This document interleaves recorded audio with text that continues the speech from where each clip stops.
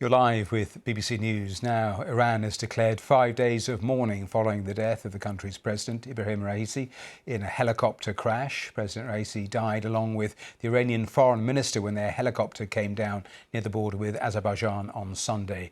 Their bodies have now been recovered from the crash site. It's thought another 7 people were on board the helicopter when it came down in thick fog and rain. The search in a mountainous area in northwestern Iran was hampered by that bad weather. Well, let's talk to the Iran expert, Dr. Hamid Reza Azizi, who joins us live on the programme. Doctor, welcome to BBC News. Just how significant do you think the events of the last 24 hours are? Of course, it was significant in the sense that, the president of the country and also the foreign minister both are dead. And it was quite unexpected. And especially at a time that the Islamic Republic is facing, all different types of challenges, from the erosion of legitimacy at home to the recent conflict, for example, the escalated conflict with Israel in the region, and also with the issue of succession to the next supreme leader looming. So all these have, I think, put the political system in a very delicate situation. Of course, Raisi himself was not the strongest president of the Islamic Republic.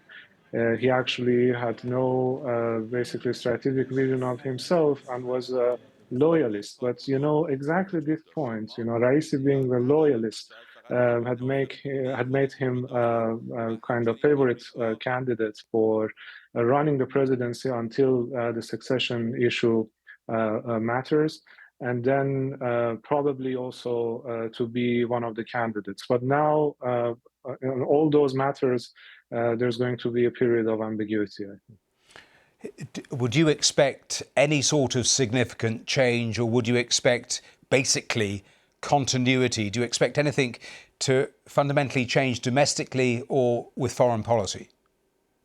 What is important here to take into consideration is that the president, according to constitution, is not the first official in the power hierarchy. It's the supreme leader, and the strategic directions of the country are set also by the supreme leader. When it comes to foreign policy, the role of the IRGC, and this has to do with the informal procedures. The role of the Revolutionary Guards, IRGC, has been on the rise. So all this means that president and the foreign minister had a little impact on the strategic decision on foreign and domestic politics. So in that sense, I think we are going to see more of continuity than change. But because of the issues of concern that I mentioned, and for example, the concerns about some potential domestic or foreign developments that could destabilize the regime, I think at least until the next president is known and basically the new cabinet is established, we are going to see a period of even more kind of controlled public and political space, which means kind of even more crackdown on the dissidents and things like that. But overall, strategically speaking, it's going to be more of continuity, as I said. There'll clearly also be a lot of jockeying for position in terms of that possible succession to the supreme leader. A final thought on that, because it was said that Raisi was being lined up. Do you think that was the case in reality, or rather overstated?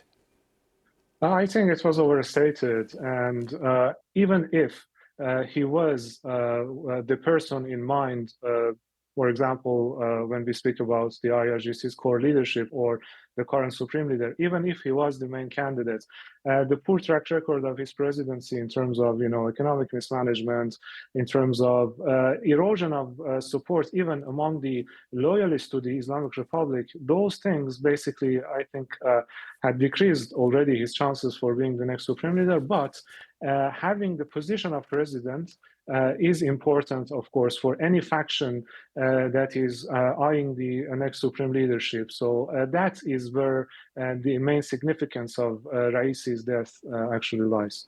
Dr. Azizi, we have to leave it there, but thanks for joining us live on the programme. Just the latest reports coming from Iran's Chief of Staff apparently ordering in the last few minutes a probe into the presidential helicopter crash. So that the latest coming to us from Tehran.